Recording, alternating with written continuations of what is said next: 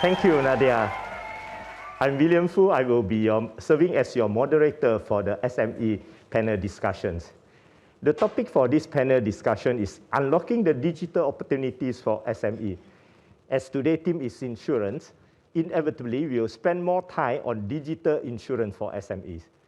We have with us a very strong lineup of panelists. I am sure there will be a lot of insightful and invaluable sharing from them. Let me take this opportunity to introduce our panelists in accordance with the alphabetical order of their names. Okay. We have with us Mr. Anshuman Singh.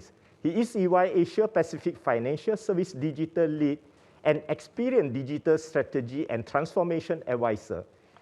His engagement range from launchings of digital-only banks and insurers, digitalizations of matured bank and insurers, new banking business model, to implementations of digital platform and new operating model. Welcome, Mr. Anshuman. Would you like to say some things to the audience? No, I think all I'd like to say is that thank you for inviting me to the panel, and I look forward to the discussion. You are welcome, Mr. Anshuman. And then we have Miss Aida Faradina, more fondly called as Nina, a remarkable lady who started Grow the Goose and Borneo Cocoa with the objective to create awareness and financial literacy among children, orang asli, and guiding cocoa farmers in Sabah, who are the micro SME to earn sustainable income. Our pleasure to have you here, Nina. Want to say hello to the team? Thank you for having me. Yeah. Hi, love from Sabah. Thank you for having me. Thank you, Nina. Next will be Mr. Jeffrey Chan, CEO of Howden Insurance Broker Malaysia. Jeffrey has initiated and drove the insurance platform for Howden corporate clients and employees to purchase personalized insurance online. And he is embarking on the same path for SME insurance. Jeffrey, welcome. Hi, thank you. Great to be on board. Yes, thank you, Jeffrey. And we have Datuk Michael Kang, National President of SME Association Malaysia. Recently, he was appointed by Malaysia government to be a member of National Recovery Council to ensure the smooth running of National Recovery Plan.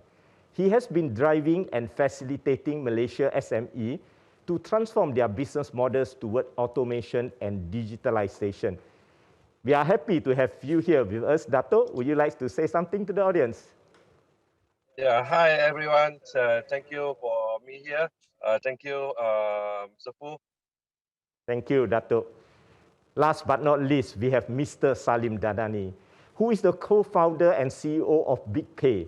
He has built his career in financial services, focusing on banking and e-payment technology. Salim is committed to build a connected future for consumer and entrepreneur through fully digital personal loans, transactional lending, and offerings for micro SME. Welcome, Salim. Hi, thanks, William. Hi, everyone. Thanks. Happy to be here. Really excited to discuss this topic with you all. Thank you. Well, let us kickstart today's sessions. I would like to start the session with a question to Datuk Michael Kang. Okay. Well, the pandemic has brought many changes to the world, not only our life, our society, but to the operation of business entity as well. So we have about 1 million SME in Malaysia. They contribute about 40% of the GDP, 60% of the employment, and close to 18% of the export of the country. But we do see that many of them are facing the situation that they have to evolve, they have to change, they have to ensure their survival or sustainability. How do SME do things differently now, Dato', compared to before the pandemic? Any specific observations or learning, Dato'? Yeah, thank you, William. I think everyone know that during this pandemic, we have been the longest lockdown in the world. The countries, we have been locked down more than 100 over days. I think a lot of SMEs have been suffering during this pandemic. Everyone know that the SME in Malaysia are very traditional, and then the way they are run business, all in very traditional way. They rely on the a lot of SME facings, doing all on the manpower's employments, and then the way they operate, using a lot of labors and all those for the past before the pandemic. I think during this pandemic, a lot of SME are really suffering because they are not able to operate as a normal way, and they have to find a way to change themselves and to adopt the digital. They have to learn how to go for online. They have to learn how to work from home. All those, this is what totally considered a new norm for the SME. That SME have really during this pandemic for the last 1.5 years. I think they are quite numbers of SME are really suffering. They have no choice. They have to embark into the digital. They had to find a way. They had to find to how to adapt the technology for their operation. I think this is what the SME have learned during the last 1.5 years. I think more and more SME have been adapted in digitals, and also doing the using the technology. When from our survey during this 1.5 year, we did 3 or 4 survey on the digitizations and digital adoption. I think the numbers have been increased before the pandemic. I think it's about only less than 20%. I think about 15% of SME are really using technology, have been adopt and digitals. But after the first MCO, when we did the survey, I think they slowly they're adopting a digital, that keeps increasing. They're about 18%. And then until the last, we did survey last month, I think more than 35%, almost close to 40% of SME adopt in digital. Then there's on the way, there's another 20 to 30% of SME are try to adopt technology. I think this is a way to go.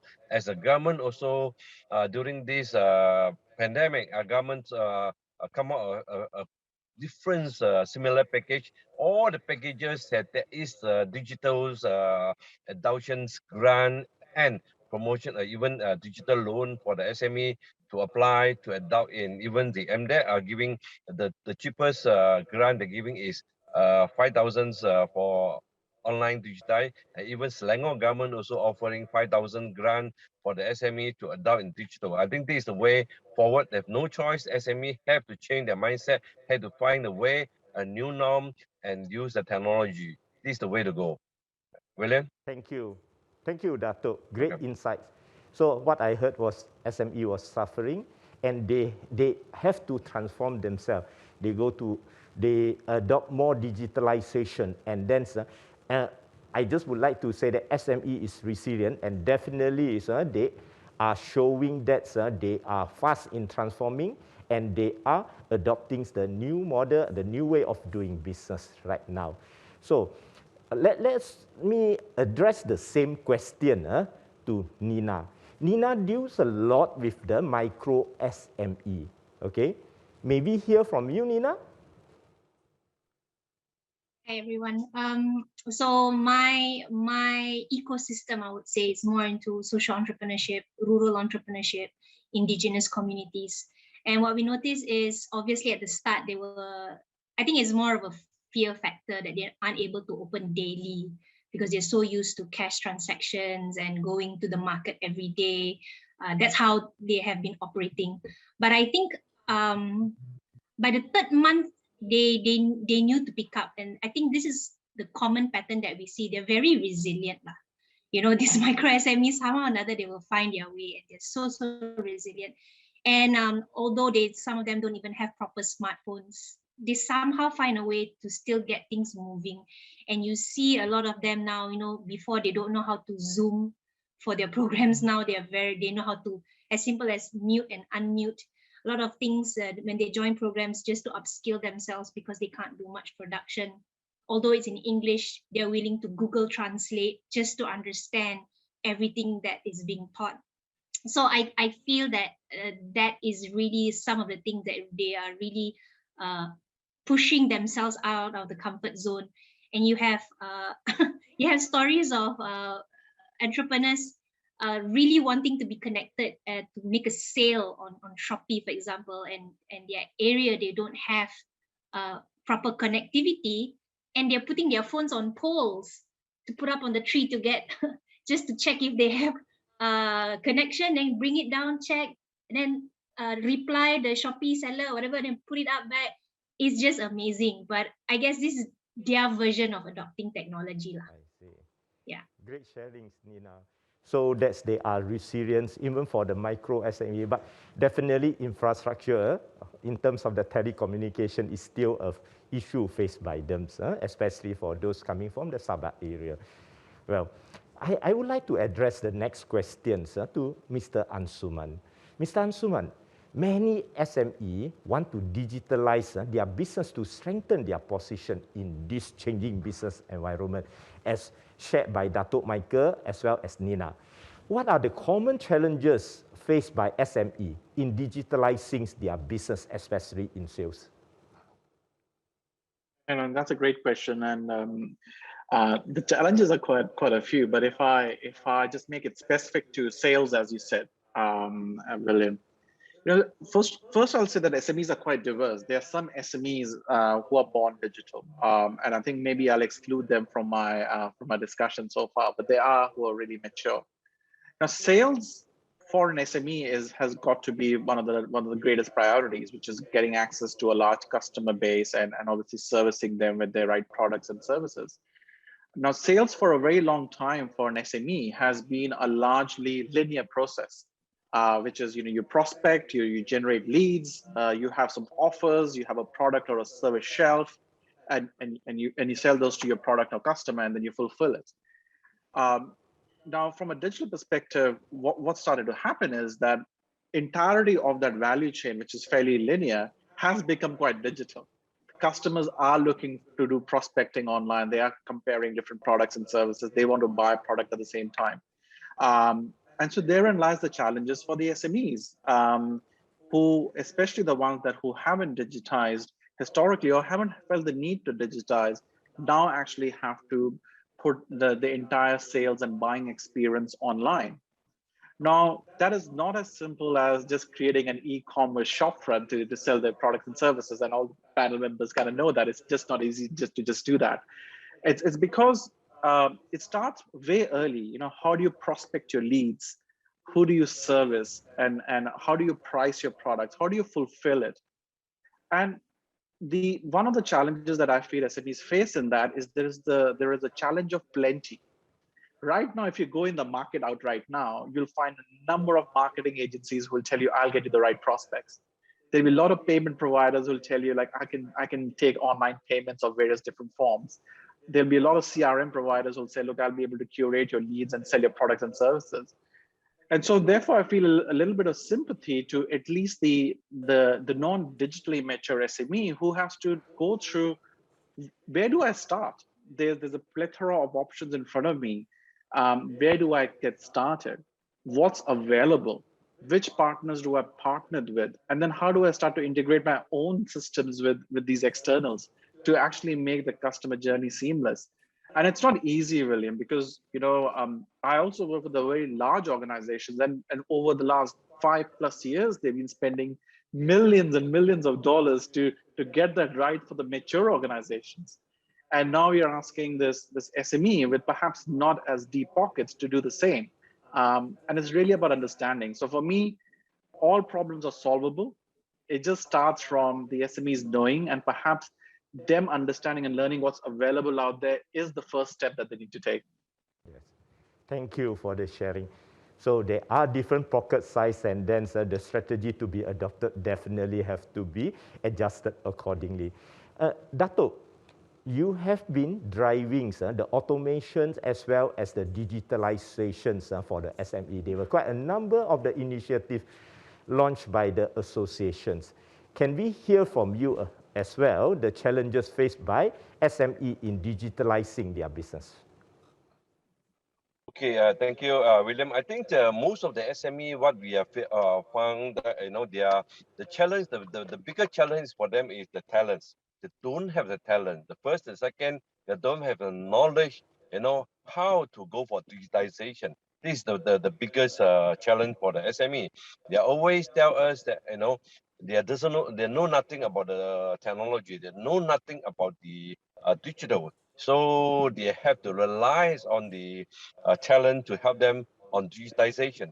Then the other one is where to find the solution. That is the most important. This is why the SME always give us all those kind of questions. When we work out with the MDA, you know, all those solution include the government agency, like even SME Corp, they all this provide the digital solutions, digital grant. Then we told them how to closely work with the solution providers and to come up with very simple, the standard, the solution for the SME, so that at least to let SME to understand how to go about, you know, the digitization and how to go about use technology for their operation, because they don't understand how to put their operation or their business into in the digital way. You know, this is the way they always have this issue.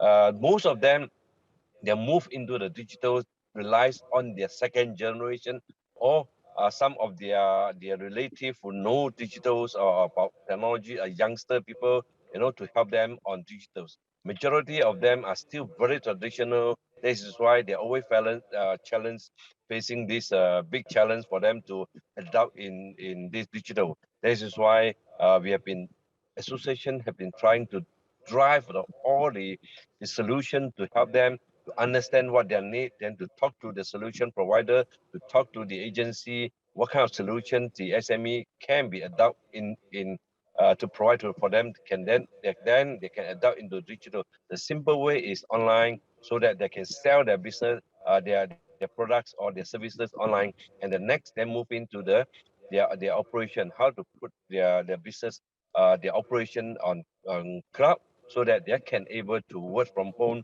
for their staff. If not, they have been facing a huge challenge during the pandemic. Yeah, William? Yeah. So what I heard is that their challenges will be the money, know-how, Yeah. as well as the right connections to bring them to the stage on this. Yeah. Okay, understood. So I would like to address these questions to Mr. Salim. Okay, based on the survey done by Bank Negara Malaysia, the general insurance take-up rates for SME is in fact very low. Even for the basic insurance, fire insurance, they are only about 34% of the SME took it out. So what we can say that general insurance is still under-penetrated for SME. In this trying time, while they are facing so much challenge, do you think the SME will spend more for protection or cut the cost of insurance? Thank you. I think that's an interesting question. I think there's a couple different facets to that point. The first thing I would say is that you've got one element as to in terms of a low penetration of insurance, especially with SMEs, is to do with the education element. And I think that all the other panelists, everyone's kind of had this common theme, right? You're taking, you know, someone that has been working in a very physical sales environment, a very non-digital environment to digital, right? So when I talk about, the reason I mention that is because of access. So in a non-digital insurance world, it's got to do with a lot of face-to-face. It's got to do with a lot of, it's not necessarily simple to get insurance, be it information or the execution of insurance contract itself, right? That's the first thing. The second thing I would say is that penetration of insurance, among SMEs, is that it's something that's so far away. As in, it's a distant, it's not tangible, right? So when you say to an SME, hey, I want to take 100 ringgit a month, 50 ringgit a month, and give you fire insurance. Like, well, I'm just not gonna leave the fire on. I work next to the water, right? I don't necessarily have an impact here. So in that regard, I think that what COVID's done is made it a bit more tangible, right? So the 2 points. One is that, education about insurance and why it's important, whether it be fire or income protection or whatever it is. And on the other side, you've got the element of access. So I think that, on a common theme, if we can solve some of these key elements around bringing businesses to the digital world, along with, having embedded insurance, having simpler ways to access it, And then at the same time, you've got the COVID, William, to your point, which is, it's made it a bit more tangible, right? It's like, not necessarily fire per se, but insurance products that could protect perhaps their income or give them health insurance, for example, especially for a lot of, owners. I think that we'll definitely see an uptake based on these two trends that will come out of this COVID situation. Thank Mr. Sarim for the sharing. So the moment of truth is only when there is a claim and they receive the money from the insurance company. That will be the moments of truth for the SME.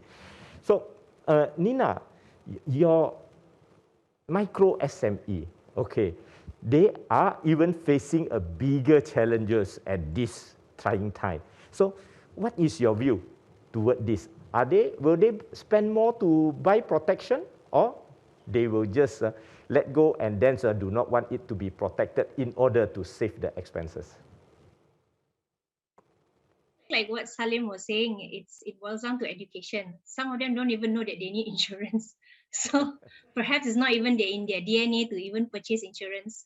Nobody ever told them the needs for it and what's the pros and cons or anything. So, but I think there is a huge potential if someone did go down to the ground and just explain to them why they need it. And yeah, I think microinsurance is a huge market that needs to be tapped here as well, because I do ask around and there isn't much out there. Chin Protect, please do something. And so let's look into really creating this more a more financial inclusive ecosystem, and make things more simple and easy, like what Salim was saying, really. And I think it's not about whether or not they would choose the other. They just need to know why they need it. I think by then they will be able to make all these informed decisions, because it's not just about the income issue. There's also other things like some of them are farmers, weather or their crops or even pests. So all those are the things that I think if these products were available to them, it's not an issue. It's not that they don't have money. Yeah. All these micro SMEs, they have a lot of money stashed under their pillows. They don't go and keep it in the bank. So if someone did give them the education, the importance about having their finances secured, perhaps having the service of actually getting them to open the bank account. Some of them, the logistics to get out, even go to the bank. I mean, this is such a huge difference to what we see in the urban areas for sure. But I think if someone did pay more attention to it, we wouldn't need to ask whether or not they would be choosing to have their insurance or not, because they would know that it would be important. Yeah, that would be my Thanks for the sharing from another perspective on this. Let me attention the next questions to Jeffrey and Datuk Michael Kang. Well, Jeffrey, digital insurance has gained much popularity and acceptance in lifestyle, health segments, plus travel segments. However, for SME insurance, this is not the case yet. What do you think? Why digital insurance is falling behind in SME segment? Oh, thanks, William. Of course, first of all, there's a vast difference between in digital marketing for retail products, lifestyle, you call it, as compared to commercial insurance. You see the difference even when you're in the process of setting it up. Yeah, retail products could be so much simpler in coverage, or if you were to take motor insurance as an example, car owners are pretty much familiar with the coverage because probably it's tariff in Malaysia or because they are quite accustomed to it. So it's quite stationary in short. On the other hand, if you try to market commercial insurance digitally, they are very fluid. There are a lot of moving parts. There are a lot of components that need to be addressed. So this is something where providers must be able to distinguish this. Well, the other thing is perhaps it's probably getting more traction in developed markets, or probably even in certain countries due to geographical reasons, like Australia, where services can be sparse and SME insurance are often sold on the shelf or off the shelf in optional or bundle packages to begin with. So for them, it's the transition to digital journey. It will be much relatively easier. Even the product coverage, they are able to, in mature financial markets or emerging markets, they are able to brief it to the consumers using webinars or electronic form. And because of the fact that it's already been sold in packages or bundle manner, so it's fairly easy for them to do that. Yeah. Thank you, Jeffrey. Dato'. Thank you, William. I think what Jeffrey mentioned is very true, especially for the SME. I think most of the SME, when you come to the insurance, the first thing they got no knowledge about the how, you know, they need the education how insurance can benefit them. The second, I think if you go for digital, you know, a lot of SME are still doesn't know how to go for online. Again, they need the human touch. You know, most of the SME needs like agency, you know, those agency insurance agents explain to them, you know, what benefit they can get, you know, when they are buying this insurance. But during this pandemic, yes, you know that there is a lot of agency are not allowed to travel, not able to talk to them, so they can't go online. So a lot of SME, why they are not able to they can see the numbers are so low because on their online purchase their insurance. I think they don't understand in the first day. Second, they need somebody to brief them about the type of commercial insurance, what kind of benefit they can get. And the third, I think they are not feel secure when it comes to the claim. You know, most of the SME, whatever claim which they have, they all relies on the agency. The agents will help them to do all the claim, all the paperwork. You can ask SME to do themselves. I think no way for SME able to understand what to claim, how to go about. I think this is the main challenge for the SME. Yeah. Thank you, Jeffrey. Thank you, Dato'. There are a few important shared by you. I need to move on to the next question. This is meant for Mr. Salim. Mr. Salim, your organization is young, dynamic, and digital-driven. In the business model, the financial transactions will be done fully online. But when Big Pay purchase business insurance, does Big Pay prefer to purchase it online or relying on face-to-face? I think I'd be completely lambasted if I say that we will want face-to-face, right?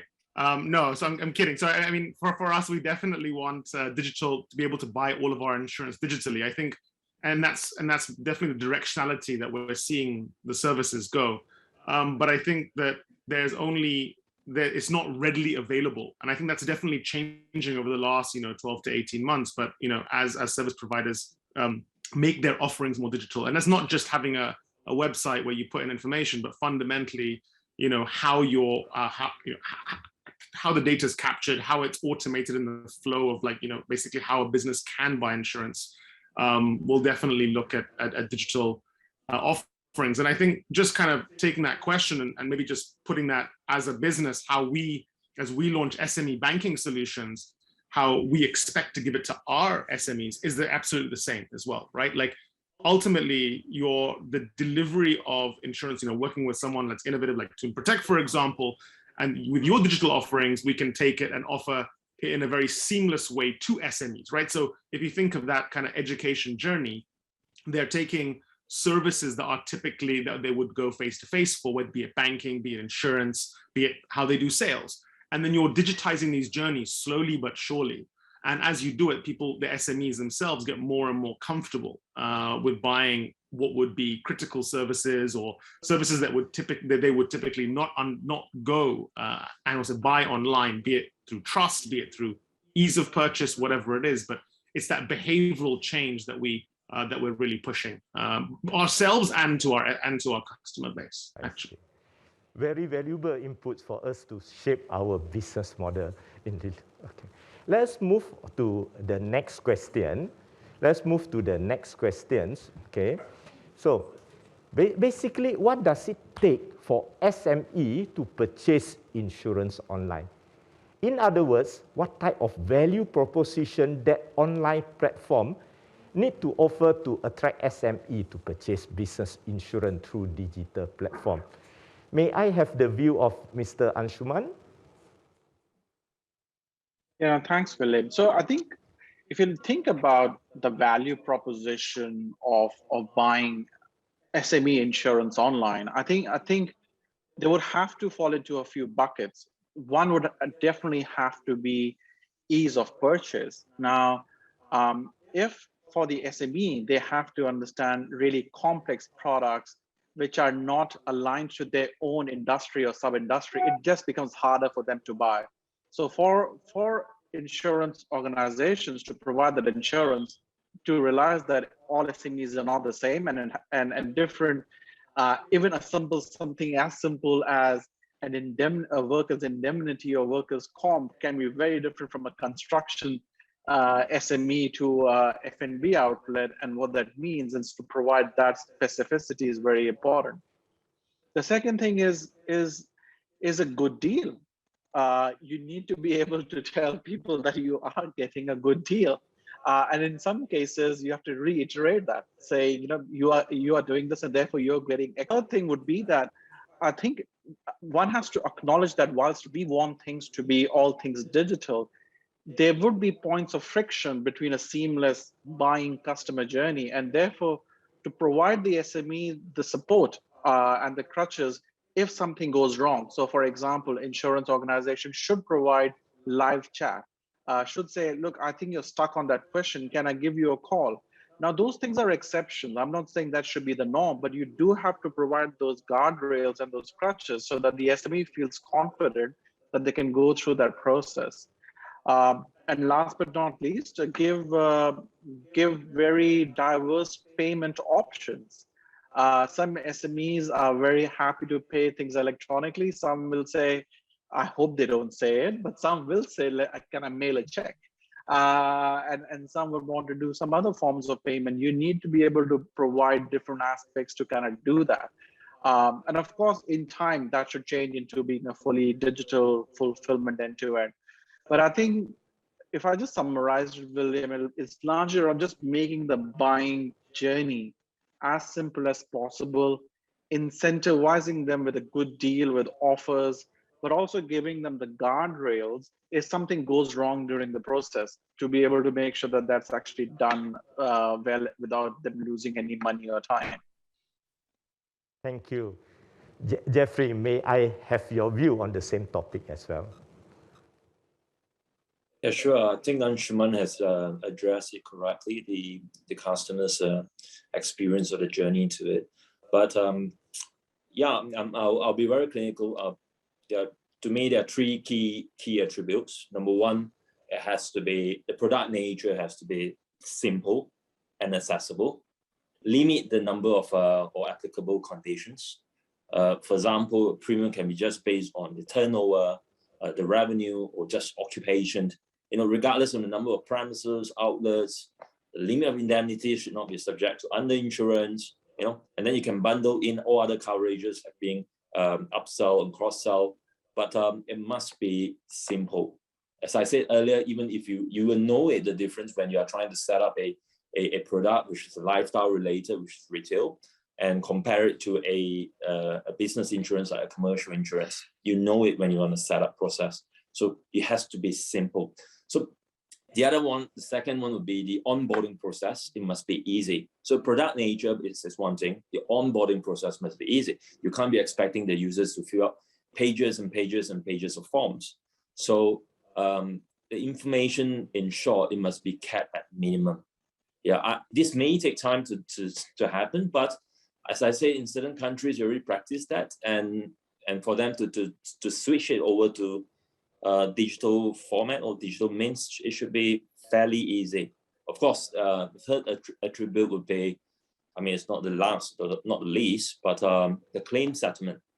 It's important that as simple as the coverage, the claims has to be fast and also hassle-free. Yeah. So these are the three key attributes I think that they must be present in order to have a customer to have a good experience journey throughout the digital means. Very important sharing from both of you, Mr. Anshuman and Jeffrey. I have one question from the audience. It looks very interesting. So I would like to intention this to Mr. Salim. Uber is the disruptor for the taxi industry. Airbnb disrupted the hotel industry. And BigPay is also a disruptor. Okay, do you think that there will be a disruptor for business insurance for SME? Absolutely, and I think you're already seeing it in different parts of the world. I mean, I think you're seeing it globally, and I think you're seeing two trends. I think you're seeing trends of very specialized insurance players, so they're able to kind of come to the play, with very specialized products for specific industries. That's the first thing. The second thing that you're seeing is, bite size, right? So insurance products that are closer to the curve, essentially, so your premiums and the risk is better assessed, and businesses are paying something that is more, I guess, manageable. And it kind of goes into a couple different things that actually what Jeffrey, you were saying, right? So, I mean, there's a few different components. How simple is it to get the insurance? Like, can you onboard quickly? And how do you get that? What's the balance of the right amount of information to provide, one, the right insurance, but at the same time not disenchant someone, from buying or going through that process? And whilst these things sound simple, I think this is disruption essentially, right? And what you're seeing is like insurance being plugged into ecosystems where there is the data that you need for the execution of insurance available. And then what that does is it makes it really, really simple. So you take that and you simplify the onboarding process and that kind of information and the data you need for underwriting, and then it becomes an educational point, right? In which case it becomes more embedded, it becomes really, really simple. And that's the kind of disruption I think we'll see in SMEs. And I think that when you combine this with the fact that a lot of SMEs are moving towards larger digital platforms to be able to conduct their businesses, be that Shopify, be that AirAsia Shop, be that Lazada, whatever it is, these marketplaces have this data. So it's about those embedded financial solutions, one of which is insurance. Thank you, Mr. Sarim. So, Mr. Anshuman, do you think that there will be a disruptor? And if yes, as what Mr. Sarim has shared, who do you think that it can be?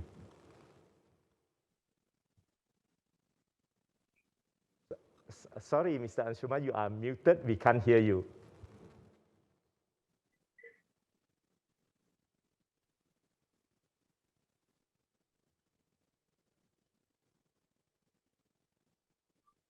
Look, I think the first part of your question is actually quite easy. Yes, there will be a disruptor. Really? Okay. Some technical glitches? I am not unmuted. Can you hear me now? Yes, we can hear you now. Yeah, so I would say that the first part of your question is actually quite easy to answer. So I think there will be disruption as there always is. I do. The second part of your question is yeah. The second part of your question is probably a bit difficult in terms of who do you predict?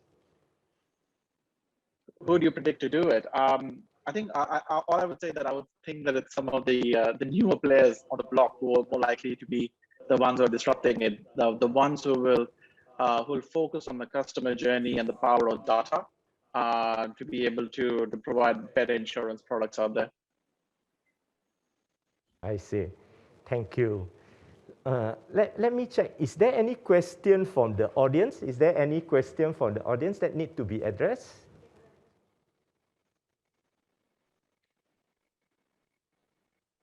Okay. I guess this is attention to Mr. Salim. How can BigPay work with millennials and gig economy workers? I think that this is probably one of the best. Thank you for whichever anonymous person gave this question. So I really appreciate that. I think that what you're seeing is, and especially across Southeast Asia, the trends that we're seeing are that people are moving, especially gig economy workers, right? And millennials, I'd say I can package this answer more into like, let's say sole proprietors. So like, let's say creative economy workers, gig economy workers, and what that and how big pay or financial institutions in general can work with them. I think what we're doing here is it's about bridging the needs of what would be individual finance on one side, and then also what would be like, MSME solutions on the other side as well, to really be able to capture the needs of these particular population segments. So for us, for example, at BigPay, we're very mindful of this. We are launching more products, if I can categorize this whole segment as, let's say, a freelancer segment, to be able to, give them, let's say, individual, let's say individual access to individual lifestyle insurance, for example, or health insurance, but at the same time understand what they need for other, with other financial products to help their businesses grow. So I think it's a very broad question. I think just if I was to summarize what I'm saying is that it's about straddling the financial needs with regards to products that fit individuals and also MSMEs, especially for these cohorts. Thank you, Mr. Salim. Well, it's truly a privilege to moderate this panel discussion with a great group of the panelists. We are out of time, so I have to put a stop to it. So but I need to highlight that some of the perspectives shared by you all are truly refreshing. And a number of great points were made in this. So I wish to express my sincere appreciation to all the panelists. It gives me great pleasure having you here. Thank you. Thank you. Thank you.